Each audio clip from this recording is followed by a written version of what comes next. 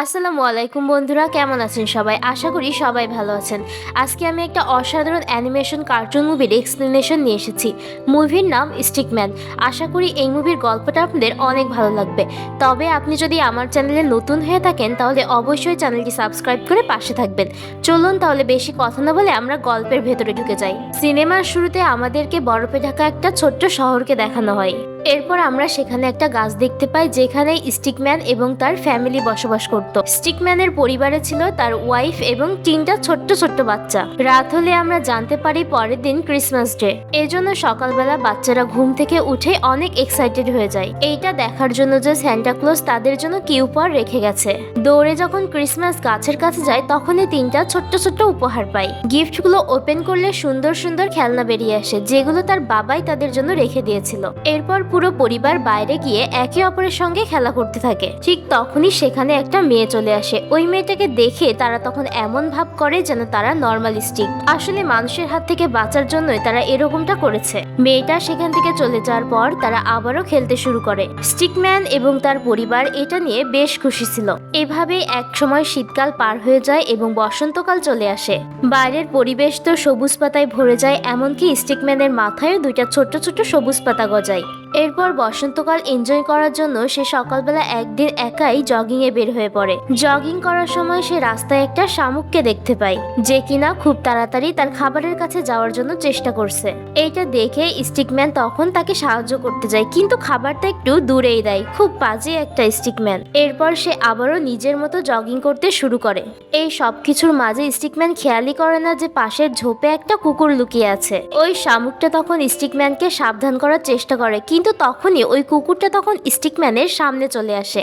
এদিকে স্টিকম্যান তো মনের সুখে দৌড়াচ্ছে। কুকুরটা তখন স্টিকম্যানকে দেখে অনেক এক্সাইটেড হয়ে যায়, কারণ এর আগে কখনো নড়াচড়া করা স্টিক দেখেনি। স্টিকম্যান তখন সেখান থেকে দৌড়ে পালানোর চেষ্টা করে, কারণ সে এতক্ষণে বুঝতে পেরেছে যে কুকুরটি তার সঙ্গে খারাপ কিছু করতে চলেছে। কিন্তু কুকুরটা আরো এক্সাইটেড হয়ে স্টিকম্যানের পিছনে দৌড়াতে শুরু করে। কুকুরটা তখন স্টিকম্যানকে মুখে নিয়ে দৌড়ে সে তার মালিকের কাছে চলে যায়। কারণটা হলো কুকুরটি চাইছিল তার মালিক যেন স্টিকম্যানকে নিয়ে তার সঙ্গে খেলা করে। কুকুরটির মালিক তখন খেলা করার জন্য স্টিকম্যানকে হাতে নেয় আর দূরে কোথাও ছুঁড়ে মারে। এইটা দেখে কুকুরটি তখন আবারও দৌড়ে স্টিকম্যানকে ধরতে যায়। এরপর স্টিকম্যান কুকুরটিকে বোঝায় যে আমিও তোমার মতো জীবিত। এই কথা বলে সে তার বাড়িতে যাওয়ার জন্য রওনা দেয়। আসলে স্টিকম্যান মনে করছিল কুকুরটি হয়তো তার কথা বুঝতে পেরেছে, কিন্তু সেরকম কোনো কিছুই হয় না। কুকুরটি আবারও স্টিকম্যানকে মুখে নিয়ে তার মালিকের কাছে চলে যায়। কুকুরের মালিক স্টিকম্যানকে আবারও ছুটতে যাবে তখনই পার্কের গার্ড এসে বলে এখানে কুকুর নিয়ে খেলা যাবে না। স্টিকম্যানকে তখন ওই লোকটা দূরে কোথাও ফেলে দেয় আর কুকুর এবং তার মালিক সেখান থেকে চলে যায়। এরপর সে তার বাড়িতে যাওয়ার জন্য রওনা দেয়, কিন্তু বিপদ যেন তার পিছুই ছাড়ছে না।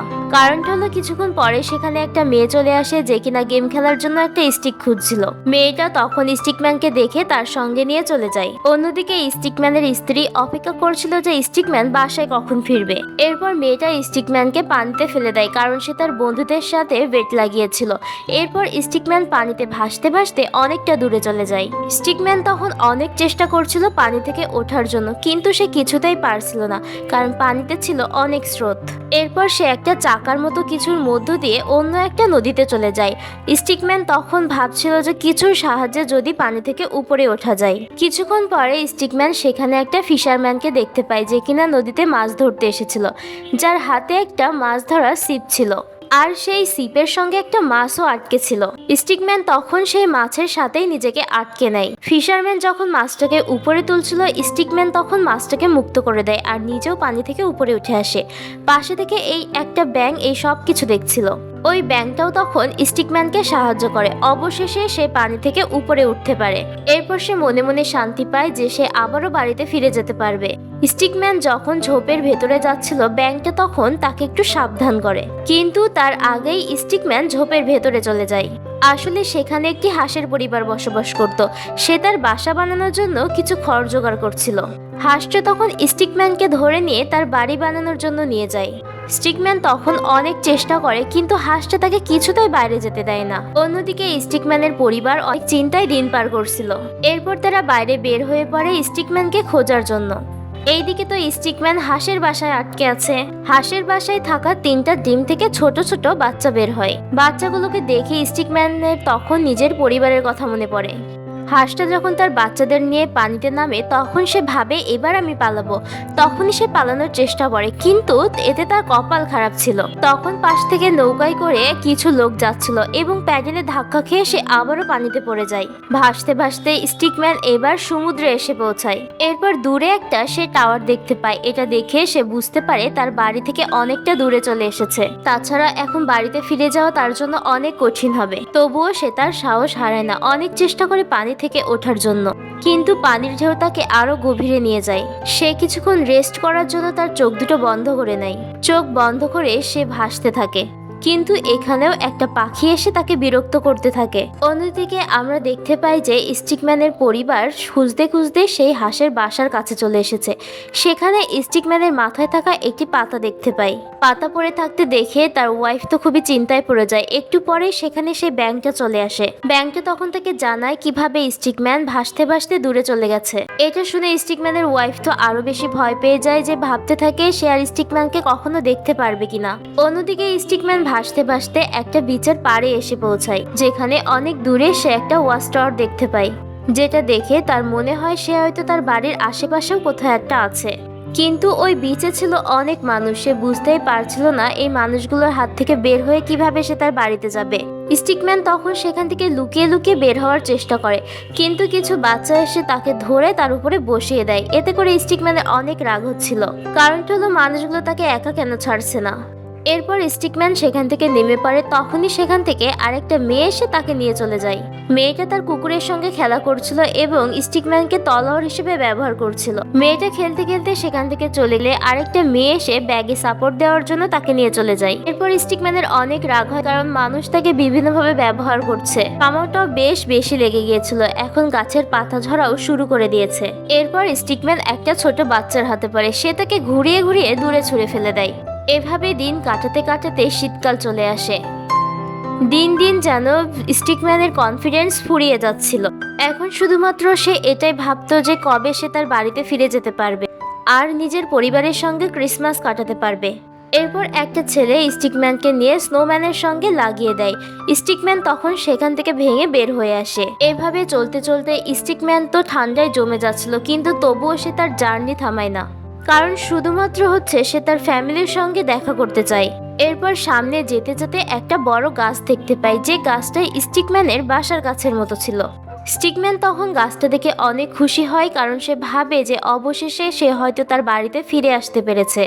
কিন্তু গাছটার কাছে যেতেই সে বুঝতে পারে এটা তার বাড়ি নয়, এটা শুধুমাত্র একটা সাধারণ গাছ। এরপর সে তার পুরো কনফিডেন্স হারিয়ে ফেলে এবং বরফের উপরেই শুয়ে পড়ে। আসলে স্টিকম্যান তো জানতোই না সে তার শহর থেকে অন্য একটা শহরে এসে পৌঁছেছে। অন্যদিকে স্টিকম্যানের ওয়াইফ ভাবছিল সে হয়তো তার হাজবেন্ডকে কখনোই আর দেখতে পারবে না। কিছুক্ষণ পর সেখানে একটা মেয়ে আসে আর স্টিকম্যানকে ফায়ারউড হিসেবে বেছে নেয়। মেয়েটা তখন স্টিকম্যানকে ঘরে নিয়ে যেয়ে ফায়ার প্লেসে রেখে দেয়। এরপর স্টিকম্যানের যখন জ্ঞান ফিরে আসে, নিজেকে তখন ফায়ার প্লেসে দেখে অনেক বেশি ঘাবড়ে যায়। এরপর সে সেখান থেকে দ্রুত পালানোর চেষ্টা করে, কিন্তু ফায়ারপ্লেসের চিমনি থেকে সে কারো কথা শুনতে পায়। স্টিকম্যান তো বুঝতেই পারে না যে এটা কিসের আওয়াজ। সে যখন একটু কাছে যায় তখন সে অনেকটা ভয় পেয়ে যায়। এরপর সে যখন কাছে যায় তখন দেখে একটা লোক সেখানে ফেসেছিল। স্টিকম্যান তখন তাকে বের করার চেষ্টা করে। সে যখন টেনে বের করে দেখে যে এটা আর কেউ নয়, এটা সান্টা ক্লজ। সান্টা ক্লজ তখন স্টিকম্যানকে অনেক ধন্যবাদ দেয় আর বলে যে আমি জানি তুমি কে। সান্টা ক্লজ তখন সেই বাড়ির ছোট্ট মেয়েটার জন্য একটা গিফট রেখে সেখান থেকে চলে যাচ্ছিল। তখনই তার চোখ স্টিকম্যানের উপরে পড়ে। সে দেখে স্টিকম্যান অনেক দুঃখী হয়ে আছে। এই জন্য সান্টা ক্লজ স্টিকম্যানকে নিজের সঙ্গে নিয়ে চলে যায়। স্টিকম্যান তখন সান্টা ক্লজের সাথে বিভিন্ন বাড়িতে যেতে থাকে এবং বাচ্চাদেরকে উপহার দেয়। স্টিকম্যান তো সেই বাচ্চাদেরই উপহার দেয় যেই বাচ্চাগুলো তাকে ব্যবহার করেছিল। যেমন যেই বাচ্চাটা স্টিকম্যানকে ব্যাট হিসেবে ব্যবহার করেছিল, স্টিকম্যান এবং সান্টা ক্লজ সেই বাচ্চাটাকে একটা ব্যাট উপহার দেয়। এভাবে সব বাচ্চাদেরকে তাদের পছন্দের জিনিস উপহার দেওয়া হয়। এরপর সবশেষে সান্টা ক্লজের ব্যাগে শুধুমাত্র 3টা উপহার ছিল।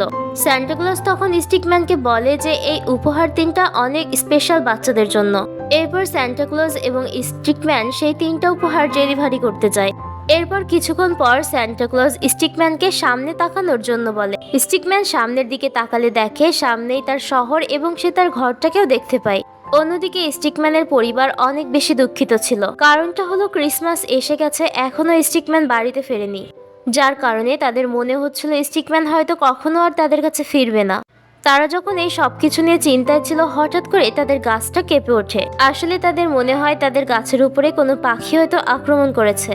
সেটা দেখার জন্য তারা যখন বাইরে বের হয়, তখন বাইরে গিয়ে স্টিকম্যানকে দেখতে পায়, যার সাথে ছিল স্যান্টা ক্লজের দেওয়া সেই 3টা উপহার। স্টিকম্যানের পুরো পরিবার স্টিকম্যানকে দেখে অনেক বেশি খুশি হয়ে যায়। এরপর সবাই একে অপরকে জড়িয়ে ধরে। স্টিকম্যান তখন তার পরিবারের কাছে প্রমিস করে যে সে আর কখনো বাইরে একা যাবে না। অন্যদিকে স্যান্টা ক্লজ গিফট দিয়ে আর উইশ করে সেখান থেকে বিদায় নেয়। আর এই সিনেমাটা এখানেই শেষ হয়ে যায়। আজকের মতো এই সিনেমাটা এখানেই শেষ হচ্ছে। আগামী দিন আবারও একটা নতুন গল্প নিয়ে আসবো। গল্পটি যদি আপনাদের কাছে ভালো লেগে থাকে তাহলে অবশ্যই চ্যানেলটি সাবস্ক্রাইব করতে এবং লাইক দিতে ভুলবেন না। আল্লাহ হাফেজ।